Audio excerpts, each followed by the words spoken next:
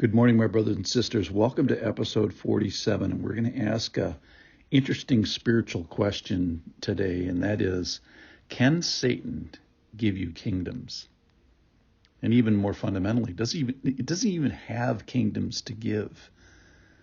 And then ultimately we'll trash the whole thing because can you trust a promise from the father of lies? Well, here we go. This is from Matthew chapter 4. It's also in Luke chapter 4.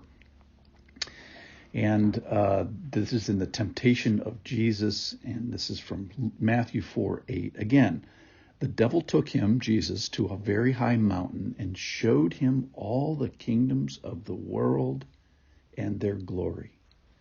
And he said to him, all these I will give you if you will fall down and worship me. So Satan here has some power. Let's give him, a little bit of credit here, because the devil takes him to a very high mountain. So he does have some temporary allowed power. That's sort of an impossible thing to do without some sort of spiritual power. But that's where the power stops. So the power is that he takes him to the high mountain and shows him the kingdom of the world and the glory. But then the error comes in with the next verse. And he says to him, Satan says to Jesus, all these I will give you if you will fall down and worship me. So he brings Jesus to a high mountain and shows kingdoms of the world and their glory. So one of my questions this morning was, what is the glory of this place? What is the glory of a kingdom? So for example, if Satan showed Jesus Greece, well, there's a glory to Greece, and that is its history, and that it's, the foundation, the foundation of democracy. Or if he took him to New Orleans, maybe the history of music and jazz being invented there. Or if he took Jesus to St. Louis, there'd be the glory of the arch, and there'd be the glory of the history of the Lewis and Clark expeditions starting there. And I was thinking about, what is the glory of a place? What is the glory of a city? And that is, have you ever been to an airport and there's a big mural on the wall, welcome to, let's say, Kenya, and there'll be a rhinoceros and all these great animals postered on the wall. So what's the glory of Kenya? Well, it's the natural wonder that's there. Or maybe if you went to Norway, the fjords of Norway.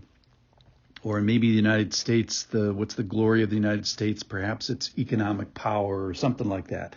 It's whatever's on the walls of the airport of the place that you visit. Go to Denver, Colorado, it might be the mountains. So all these things, Satan is promising the kingdom and the glory to Jesus. Now it's if, and that's if you fall down and worship me, and we'll get to that tomorrow. But my question today was, were these things even his to give? In Luke chapter 4, he promises Jesus, to you I will give all this authority and their glory, for it has been delivered to me, and I will give it to whom I will. Now the problem is, he's a thief, he's a liar, he's a murderer, and these are Jesus's eventually. Satan is described as being a ruler of this world, but that's a given and allowed and temporary and accountable rule. Just like I may rule in my family, but my accountability there will be full someday. So authority never comes without accountability, and we are really ultimately stewards or regents of the authority that the Lord gives us. So Satan here, is he the inventor? No. Is he the creator? No. Can he promise this eternal rule to Jesus when he is just a temporary ruler? So the question, maybe a title for this would be, can Satan give us the world? Can he give us kingdoms? So the problem is Satan doesn't know his place. He's promising power and rule and authority where he should be a servant and a minister and standing in the presence of the Lord. Remember, we talked about Gabriel, and one of his lines was, hey, I work at the White House. I stand in the presence of God.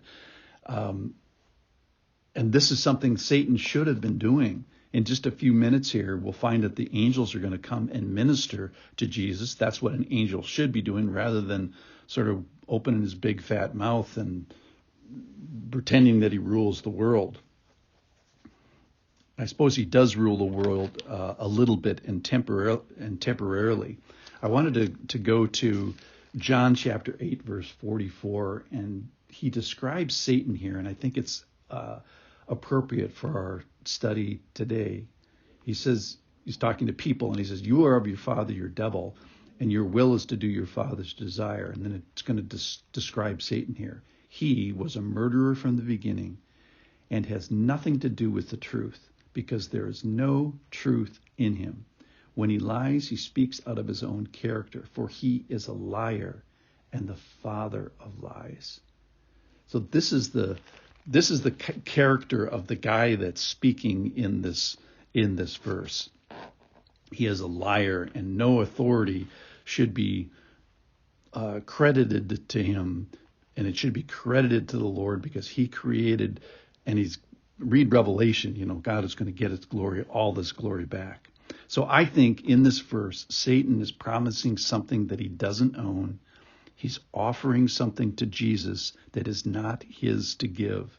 And he chooses a topic that is authority and rule of something that he has already messed up. Like, he was supposed to rule and serve the Lord, and he's already violated that. And now he's just kind of like a 2-year-old flailing his arms. He loses you right away because he doesn't even stand in truth. He's untrustworthy, and the things he promises to Jesus here are just vapors. There are kingdoms and there is glory, but it's not his to give.